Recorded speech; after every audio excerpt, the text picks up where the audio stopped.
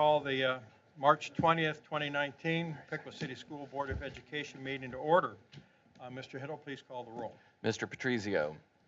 Here. Mr. Ford. Here. Mrs. McMacken. Here. Mr. Bostic. Here. Mr. Height. Here. Please stand and join me in the pledge.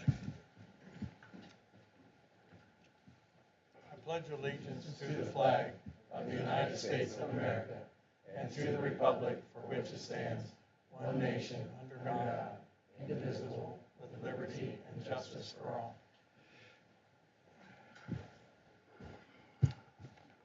Okay, if we've had an opportunity to review the minutes from the last meeting, are there any additions or corrections to those minutes?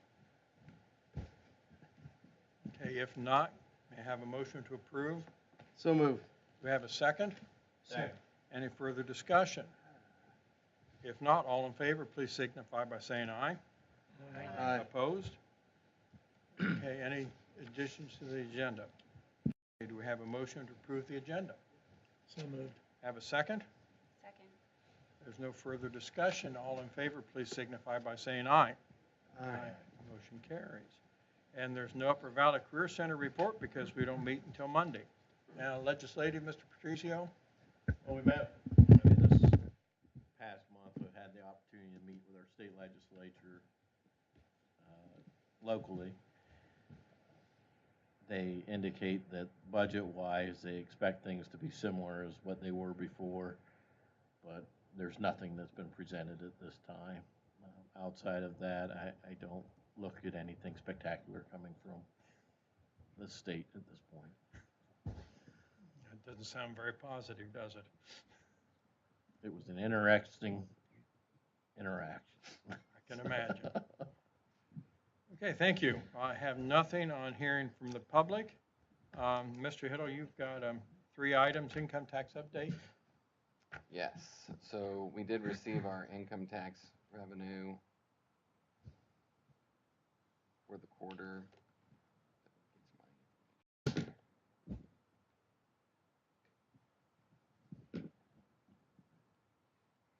And so the income tax revenue increased by $35,731.68 over last year. So if we're tracking this year to previous year, and we're right on track with 75% of our expected revenue through 3 quarters of the year. So everything's right on pace with where it has been projected to be as far as the income tax goes. So that's in here. There's no hidden surprises in there budget-wise and everything, so we're still on track in that regard.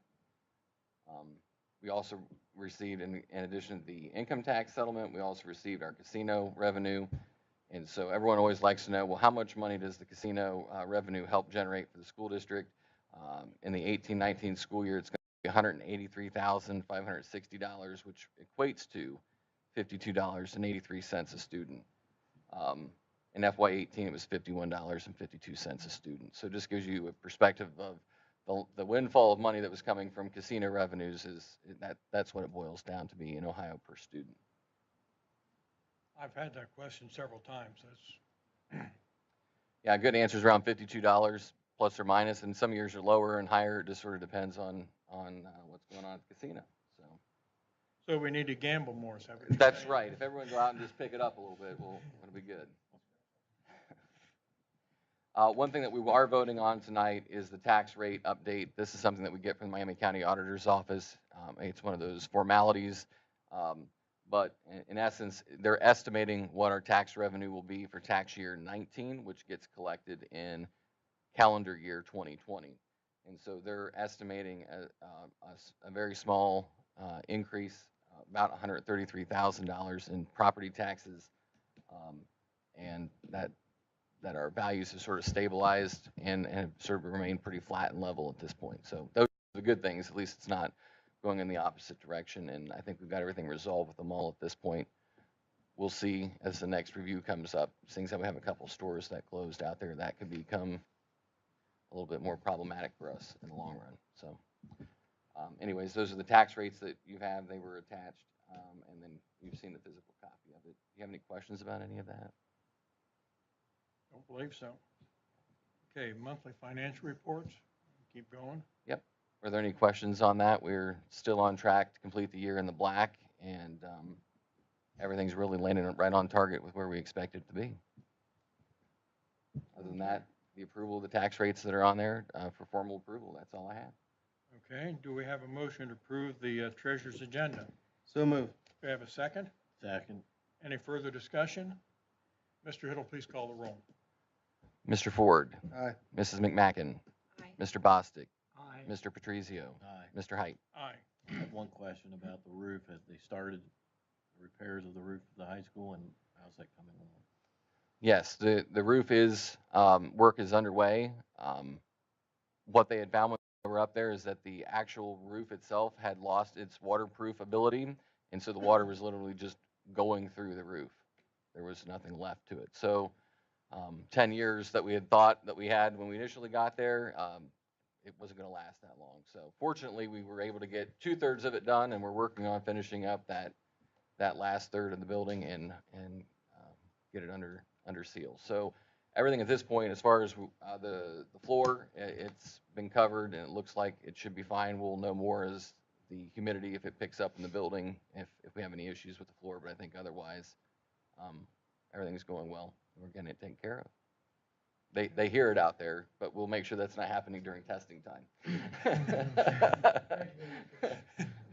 They're being patient, because I know they can hear it, but they're being patient with that. But we got to get that fixed, and then they will take a break with the noisy stuff during. And it's my understanding bids were published for summer projects. So tomorrow we'll be opening the bids for the 500 wing HVAC and renovations that are getting done in the 500 wing, and then April 1st we open bids for what was the other work we're getting done in April? There's another bid opening for some additional work. So both those are posted on the website for what they're looking for. So those bids are out there. Okay. Superintendent's report, Mr. Thompson. Thank you. It gives me great pleasure to introduce to you one of our finest students, Mason Darner. Mason is one of our exceptional students that's very highly engaged in a lot of things. Among them, he got to go visit our governor last week or a couple weeks ago, actually, with Mr. Ull, our government teacher. So would have him come forward and introduce himself and tell us a little bit about that. And then he's going to tell you about a STEM diploma that he is going to be the very first in our district to receive. So yeah, my visit to the State Address with Representative Powell. She's our representative in the Ohio House 80th District. So that was a great experience. I drove up there with Coach Uhl, Mr. Uhl, and we got a tour of the Capitol building and the various committee rooms and whatnot. It was just great seeing just the joint assembly of both the House and the Senate and both parties working in unison to see what new changes and that Governor DeWine is going to be doing for the state. So yeah, it was a great experience. And throughout high school, I've become more and more involved in politics. That was also a great experience. So yeah. But as Mr. Thompson said, I'm here to kind of give you guys insight to the Ohio STEM Honors Diploma that I'll be receiving. But first, I'll kind of give you an explanation of what I'm involved in at the high school and whatnot. So in addition to my coursework at the high school, I also have taken classes through Edison and Wright State to get college credit for those. I'm currently involved in 15 clubs, 5 of which I hold officer positions. So I am the president of Piqua Interact Club, the vice president of both Piqua Key Club and National Honor Society. I am a section leader for Piqua Show Choir, and then a committee chair for the Ohio Youth and Government. So I'm just kind of community and school. I'd like to think that I'm involved. And through these clubs, I've completed over 1,000 hours of service this year. So I've also been named a good citizen by the Daughters of the American Revolution. So that was an award that I was humbled to receive. Upon graduating, I hope to pursue a major of neuroscience and then further pursue a career in neurosurgery after that. I applied to 10 colleges, and hopefully my number one is University of Chicago. So, well, fingers crossed, we'll see how that goes. But As far as the STEM Honors Diploma goes, it's to be received in addition to that high school's academic honors diploma. And it's basically giving state recognition to students who have exceeded those honors requirements for their high school. So I'll just read off the requirements. And so the student must obtain 5 units of math, 5 units of science, including 2 advanced science credits, 2 units of social studies, and then the 1 unit of government, 3 units of 1 world language, 1 unit of fine arts, 2 elective units with a STEM focus, no less than a 3.5 GPA on a 4.0 scale, an ACT score of 27 or above, and the student must also complete a field experience specific to their area of focus, as well as a portfolio that documents the field experience and whatnot. So as far as that goes, Mr. Thompson has a copy of the portfolio if anyone's interested in looking through it. He can get that to you. But as far as my field experience went, the summer of 10th grade year, I was invited to the University of Chicago to take part in a surgical conference on advanced medicine and healthcare. And so it was a 2-week seminar where I stayed on campus, obviously, and it was great because it not only gave me insight to what college life is like, but also the various careers in medicine, and it just kind of further instilled my longing to become a physician. So at the forum, I took part in a plethora of different activities, not only patient rounding with physicians, but also we practiced various skills such as suturing and other surgical techniques. We also heard lectures from various medical professionals, such as the chief of emergency medicine of the University of Chicago Medical Center and physicians like that. We also attended one of the nation's most advanced medical simulation centers, which was pretty awesome. It's near Northwestern University in Springfield, Illinois. So all in all, like the 2-week experience was great, and that is fulfilling of the requirement for a field experience. So basically, I'm the first student actually to receive the STEM Honors Diploma, which I'm pretty humbled to receive. And I just really think it goes to show that, you know, like the various awards that we have, they are meaningful, and the field of science, technology, engineering, and mathematics are very important for the future. And so I'm humbled to receive this, and I also want to thank you guys for all the opportunities I've been given, not only the board, but also all the staff members that I've encountered throughout the 12 years that I've been a student of Piqua High School, or of Piqua City School, sorry. And it's been great, so I want to thank you. And I'm open to any questions as well. Mr. Posset. When do you sleep? So it's actually, it's kind of funny, so the 5 days of the week I go to school, I wake up at like 5:30, and then after school I usually have 1 to 2 meetings, and then I also am a shift leader at Cold Stone, so I carry a job too. So then after my meetings, I go home, change, I go to work, and then I get home about 9:30, 10 o'clock, and then I start my homework, and then I finish around midnight, 12:30, and then starts all over again. So I'm not too sure. You close your eye, and then the next minute you're woken up. Well, congratulations. Who did you bring with you? You obviously had some good support there, Right, too. yeah. So that's my mother right there, Dana Gwen. She's a parent educator for the Piqua Parents as Teachers. And then my grandfather, Bob Darner, he's a retired history teacher at the junior high, and he also is a girls basketball coach. So, yeah. Well, congratulations. Thank you so much. That's outstanding. I think you exemplify what a Piqua student can do if they set their mind to it and work at it. Thank you so And, much. you know, you're a great example of what Piqua City Schools can do for students, so congratulations. I appreciate it. Thank you so much.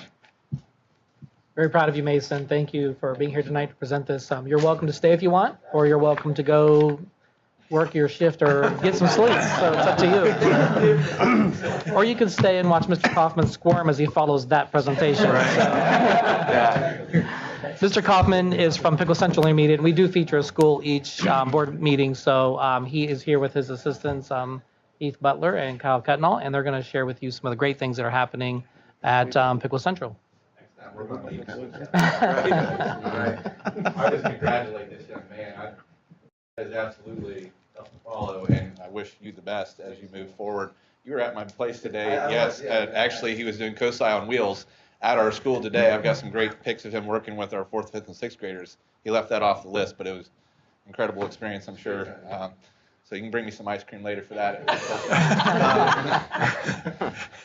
So we're just going to go through a couple things. Obviously, we usually go earlier in the fall in October because of camp. We were all camping and getting an ice storm and so on and so forth. So we got pushed back to now. So each of us are going to hit on some highlights for you guys, and we're going to really try to tie it all back to student achievement and what's happening from a statistical standpoint at our place, as well as talking about how we're getting some students involved and parents involved. So Mr. Cutnell is going to start, then Mr. Butler, and then I'll finish. I would also like to point out that Mason's one of the best dressed kids I've seen today too. He's had like 3 outfit changes today, so he's doing pretty well with that as well.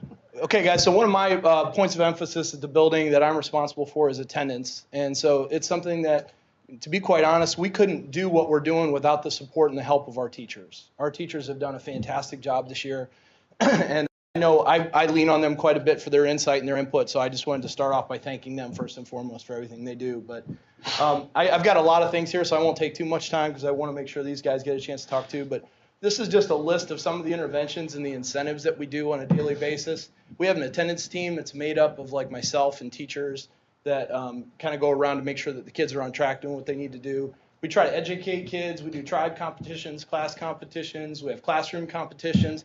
And keep in mind, some of these things that the competitions that take place in the classrooms, those were all that were the idea of teachers that came up with these things. Our 4th grade teachers have a competition on their wall. When you go up to the 4th grade floor, you can see the different tribes competing specifically for attendance, and I think it's pretty awesome.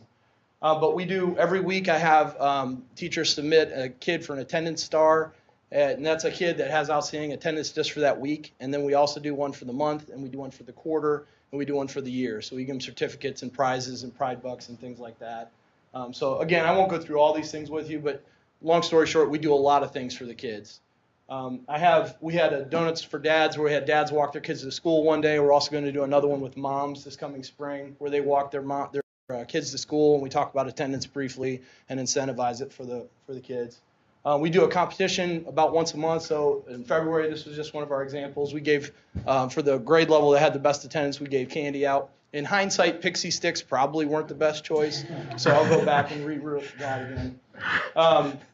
These are just some of the pictures. Back in January, we did a rally where the kids, during encore time, during specials, they came in and we talked about the importance of attendance and starting the year off fresh. The second semester, we also touched on PBIS stuff that Mr. Butler's been doing a great job with. We had a relay race for the kids called the Straight Out of Bed Relay Race. They had to wear different pieces of clothing and hit an alarm clock to act like they were getting out of bed. This is the picture there. I told you about the 4th grade teachers having their competition. I buy lunch for the kids and the teachers at the end of the quarter. They have the best attendance, and I go out and they give me their little order, and I buy them lunch or whatever fast food restaurant they want. We had a dance party at the end of that attendance rally, so those are just some of the kids dancing and stuff. You can see during the fall, we had Spirit Week for attendance where the kids got to dress up, and one of the themes was Rock and Roll Day. So I've got a little girl here, if you're a Kiss fan, she dressed up like Gene Simmons, and I thought it was pretty awesome, so I had to get her picture on there. But we have kids duct taping Mr. Butler to the wall. They duct tape me to the wall. We've done pie in the face stuff. And I don't know if that's a compliment or not. I'm still trying to figure that one out. But the other thing we have is that we do this once a month. It's the Band of Brothers. And as the principals, what we've done is identified the kids that may be kind of like the troubled young men in the building. And it's an invitation-only type of thing. And so in the morning, what we do is we play a game in the gym for about 15 minutes, whether it's dodgeball, basketball. We played mat ball 2 days ago. And then the remaining 15 minutes, we go to Mr. Duncan's room, one of our PE teachers, and we watch a video that's character-based education. So we talk about the theme last week for this month actually was giving back. And we showed a video about Dikembe Mutombo, about how he built a hospital in Africa for the kids. So all these things, we tie in all the themes to repeat it over and over again with attendance and positive behaviors and that kind of thing. This is a spreadsheet that I keep for the attendance team. So we track every kid that hits an excessive absence threshold and an habitual absence threshold. And we do follow-ups with each of the kids and their homeroom teacher. And the main intervention that we do is we have them check in with their homeroom teacher, and they give them pride bucks for good attendance on a weekly basis, monthly basis. In extreme circumstances, it's a daily basis. I have 3 students that actually have a sticker chart that I kind of like what I use with my son for going to the restroom, but every day they show up, they get a sticker. And after a certain number of days in a row, they get a pride buck or they get candy or something like that as an incentive. And then what we've done too is we've tracked our attendance. So the blue is this year's attendance, the red is last year. So you can kind of see where we're at each month here. We've improved every month. So we're definitely trending in the right direction. I got this idea actually from Mr. Thompson. In January, what we did was we gave a survey to the kids to find out ways that we could try to help them with their attendance. And so what we did was we formulated the results and put them into a word web. So the words that are bigger are the answers that repeated the most, basically. So these were some of the things they liked best about coming to school. Lunch was also one of my favorites. And then what we could do to help improve their attendance, and you can see they want to do fun things for prizes. They want fun activities. So we started to do more competitions and try to get them going that way with different activities. We're also planning on doing like a March Madness bracket type competition coming up here with attendance with classrooms. So that way, like the classroom with the best attendance on each grade level can compete and do it that way too. And then we talked about them, what they can do personally, take responsibility for their own actions. And they talked about better habits was a big one, better health practices like washing their hands to keep themselves, so they're not sick, and actually show up. That was one of the other big ones. And then I used this, I'm not going to pull it up, but Mr. Thompson also gave me this graphic. We talked to the kids about how many days you think it's okay to miss, and we talk about how that impacts their education from there. So, and then the last thing that we kind of talked about, we're toying around with the idea of an alternative to suspension, and we looked at what the numbers were for attendance with kids getting suspended and how that would impact our attendance if we had some type of an in-school suspension program. So again, you can see the numbers here. It would benefit us pretty well. I mean, we would be a lot closer to our state indicator, which hopefully, knock on wood, we should hit this year, if we stay on pace. So here's Mr. Butler. Real quick story about Mason. Mason, I'm happy that you enjoy politics and neuroscience. Previously, I taught A&P, Anatomy and Physiology at the high school, and somehow Mason politics his way out of his class that he should have been in to get in mine when we dissected a cat, eye. He's the only kid I've ever had to, he said, keep an eyeball back for me so I can dissect that when I get some free time. So once again, congratulations, Mason. I'm happy to hear you're doing well. Real quick, I know we've talked about PBIS and other schools have talked about PBIS, and what it comes down to is, initially when you think PBIS, everyone's thinking, okay, what awards and what tickets and all that can you give, kiddos and all that.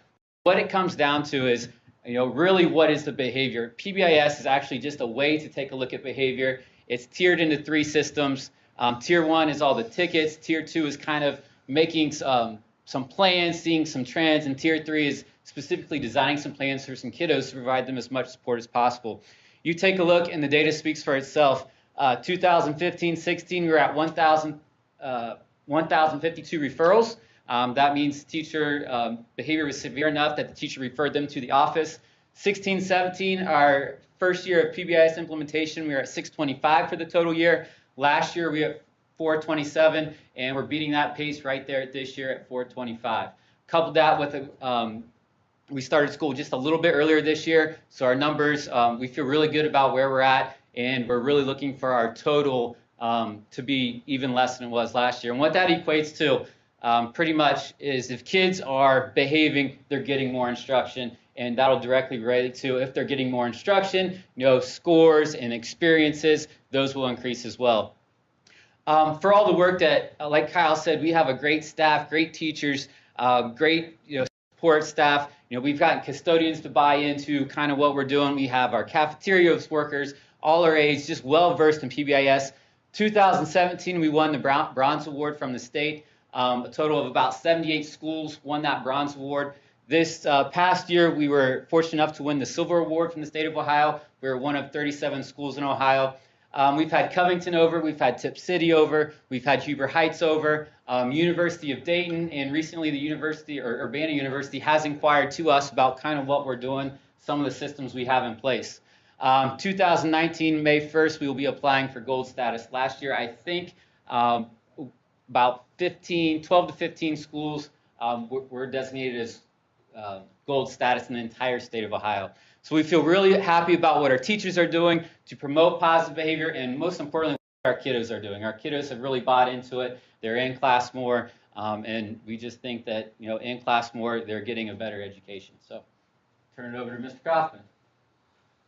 Yeah, don't discount. We have incredible kids. First and foremost, that's why we do everything that we do. Everything you see here will tie back to doing things for kids. These guys have been incredible with PBIS. Heath's done that for 2 years. Ross laid some groundwork for that. Kyle's done an exceptional job. When you look at our attendance alone, if we looked at that suspension, we would be at about 7%. And for a building of our size of 800 kids, that's an exceptional number. So we're very proud of that. I'm very proud of these guys. I appreciate what they do. Also appreciate the support staff, Mr. Bloom, Ms. Todd, Eric, that's here that help, because we can't run our building without their support. I'm telling you, they're invaluable. So I'm going to get to a couple other things that are going on that we think are impacting student achievement.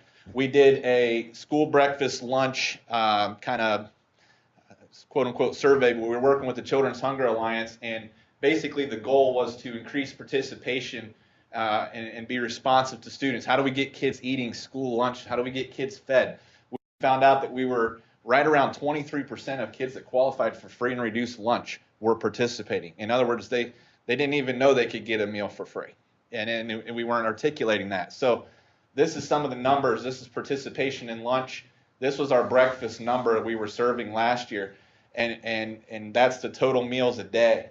This year, here's where we are. But if you look at breakfast on our survey, we already had 50-some% of kids that were saying in our survey that were eating at home. So if you couple that with the 50-some%, we're about 98% of kids now saying they're eating a solid breakfast for school.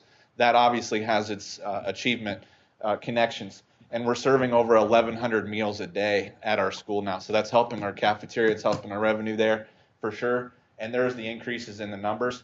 And the Children's Hunger Alliance was there this week and basically designated as a model school, and will be sharing the success of Piqua Central in this model with other schools coming to. Lima's coming down, several on the I-75 corridor coming now to speak and learn. What we did was we put tables at the mouth of every basically library, and we allow them to eat in the cafeteria, but they have to walk by a table, and we have that staffed. And so they would have to, it's no longer kind of a discrepancy like you go here for breakfast, you go here for class. Everybody goes that way for class, and they're going to pass a piece of food that they can eat.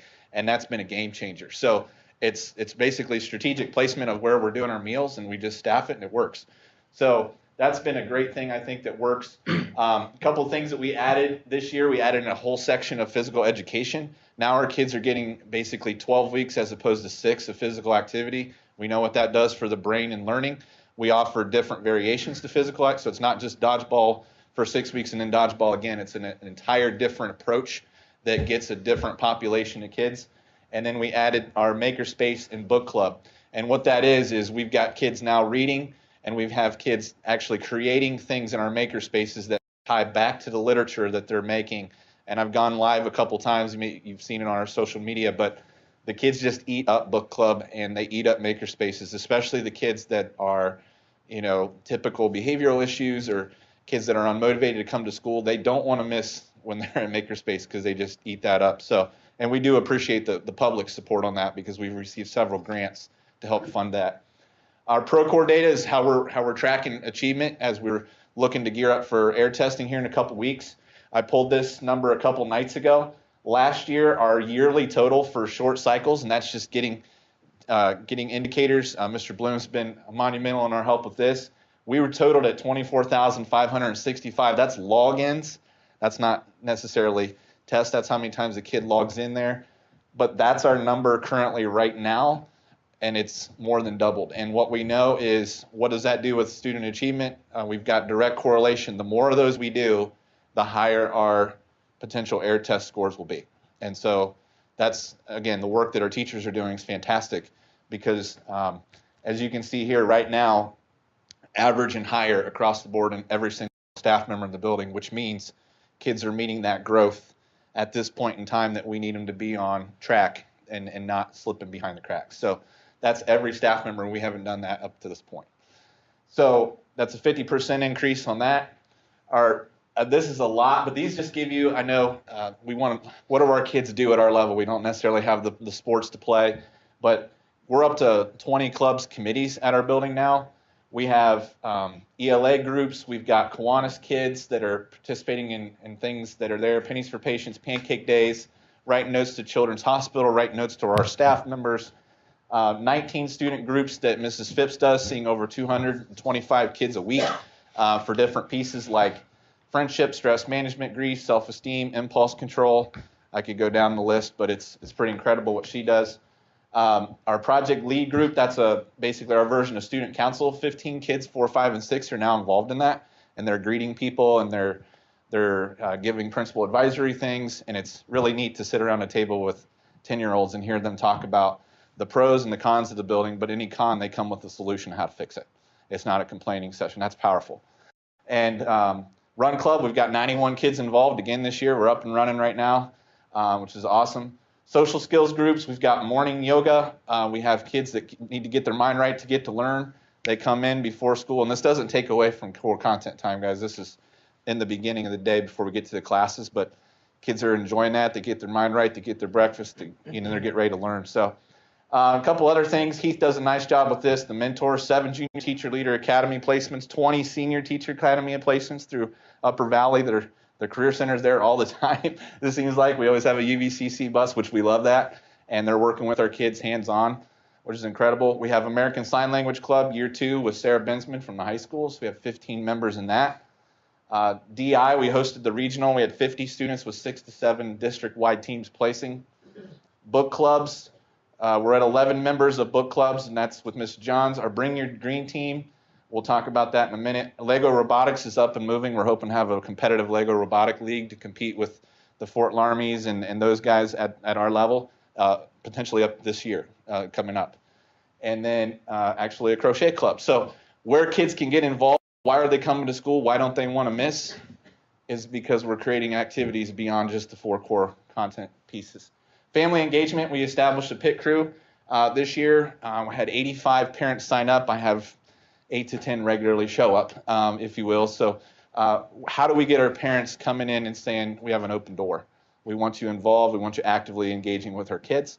That's what that is. We just had our science night, which is a huge success. Mrs. Thompson and her science team put that on.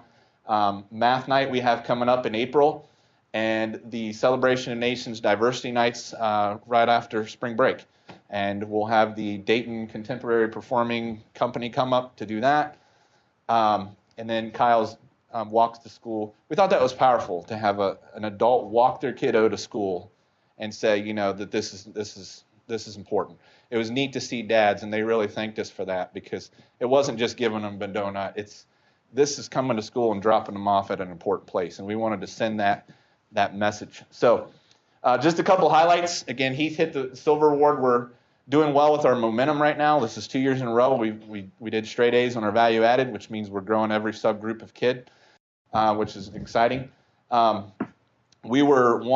was in the fall, but we did a Bring Your Green challenge across the Dayton region. We've since been meeting with the mayor and Mr. Huff and team, and we're really excited. She's going to be coming to our school April 17th, and I believe is going to be issuing a proclamation to our group that started this, that's going to launch a citywide campaign for area businesses in our community to become certified green businesses and do certifiable green practices that will benefit everybody from the workplace back to home. So, and that's going to be launched by a group of kiddos that don't usually get the limelight, and we're really excited about that. They don't know that's coming, so stay tuned for that.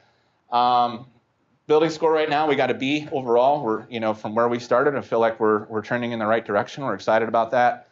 And then through the Master Gardeners Garden Tribe, we became a medium program award through the Ohio State University piece. So that in the nutshell covers what's happening at Piqua Central. Questions from the board? I'll make a comment. A few years ago, I was pretty upset with your building, and I think with your leadership and the leadership of Heath and assistant principal, the other assistant principal, I think you guys have just done a wonderful job, and it just shows that with good leadership you can get your staff motivated, and Thank you. Appreciate that. I'm very pleased. I can see that when I get the fourth graders, I can see a big difference now from where we were 2 or 3 or 4 years ago to where they are now when they come out to our place, and it's a night and day. It's Kyle. Yeah. Name off the top of my head. Call him a lot of there. things. He's a great guy. I can tell you my 3 kids go there, and there's a saying, you miss school, you miss out, and they know that, and they love their teachers in the classrooms, but they love all the events, and I never thought my kids would be involved in the run club, and all 3 of them are, and they talk about it constantly. They can't wait till the next day to get into run club, and just lots of the events, so they really do have something for, I think, about every kid. You say that's funny. Is a few years ago, I'd walk down the street or go to Kroger's. That's where you hear everything. And the school I would hear complaints about is the central building. I had a lady in my office today telling me how great this building was, and it's just been such a turnaround, Yeah. great turnaround. And you guys all should be commended. Thank you. You've done a great job. How'd they do, Mason? They follow you well? Close second. Close second. Still want that ice cream. Anything else? Thank you. Thank you very much. Thank you. Couple other things. Just want to point out that we received notification that you, the board, received gold level recognition from the Ohio School Boards Association that is having met several criteria, and more than I can mention right now, but you all give input on that, and it's the work that you do all year long that has given us that award for several years now. So congratulations to you on that. And then finally, we received a letter from the Upper Valley Career Center. On behalf of the Upper Valley Career Center and the FFA program, I wanted to thank you for the opportunity you gave us to farm 9 acres of your land last year and agreeing to let us farm it again this year. This was a great learning opportunity for the students in our agricultural programs. Our students really enjoy this real-world experience such as this. So it's a real win. We have a wonderful partnership with the Career Center. We have some land there that could easily be farmed, which is right in their backyard, and our students get the benefit from that as well because they're a part of those programs. So they just wrote a nice thank you note. I wanted to make sure you guys receive that as well. And that's it for my report. I would like to go to my agenda here and recommend the board approval of the attached list of donations. We do have a donation from Awesome Piqua, which has done some great things in our district, as well as Rings and Rings have donated to the outdoor education program for PCIS. So we're thankful to them and recommend board approval of the attached list of technology equipment for disposal and removal from the inventory of the Piqua City School District. And we say this often, but they really do pick through that. Eric's like a lemming around shiny objects when it comes to saving things from technology, so much that sometimes we say, why are you saving so much stuff? But they do pick it apart, and that's how we repair our computers many times, as we reuse the parts. So again, saving money and being very frugal. So there's a lengthy list there of things that just are no longer available to be used. So we'll discard those upon your approval. Okay. Do we have a motion to approve the superintendent's agenda? We have a second? Second. Any further discussion? If not, all in favor, please signify by saying aye. Aye. Opposed? Motion carries. Thank you. Mr. Lyons, personnel agenda. Just want to highlight a few things. You see here that Vicki Williams has made the decision to retire. She will be a huge loss for the tech team and for the district at large. She's been great for Eric, and he's telling me I can't say it, but she is going to retire. We tried to twist her arm, and she has assured us she'll be there to help when we need her. But so congratulations to her. We have Jordan Drake, who is one of our math teachers at the high school. I think next year will be her 4th year with us, and she's fabulous in the classroom, but equally as good on the court, coaching junior high volleyball in the past. And we met with her, and she went through the interview process. She's going to be our head volleyball coach, and she's going to be a great one. So we're excited to have her in that role. And finally, I would like to introduce our new biology teacher. As you all know, finding great teachers can be a challenge, and we were lucky enough to, under Rob's leadership with his team, identify a wonderful candidate for this position. Her name's Dana Pencil. Come on up.